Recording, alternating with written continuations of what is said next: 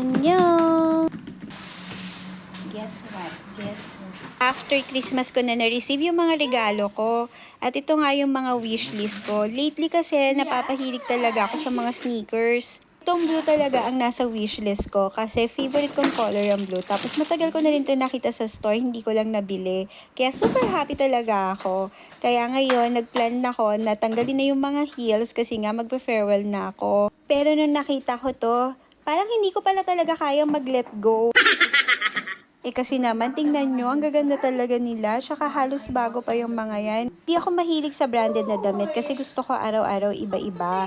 Kaya gusto ko yung mga damit ko, bihira lang masusuot. Kasi mamatch ko na lang sa mga heels. Pero pagdating sa heels, Charles and Kate lang yan kasi doon lang ako masaya. Tsaka malambot lang yun sa paa. Siyempre, favorite ko pa rin ang blue heels. Akala ko talaga kaya ko na i-let go yung mga heels ko. Nagkatampuhan lang pala kami.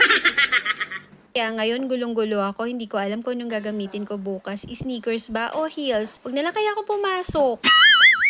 Ay, nakahanap ng dahilan.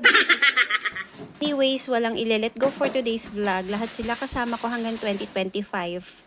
O siya, ayun muna for today. Thank you for watching. Bye!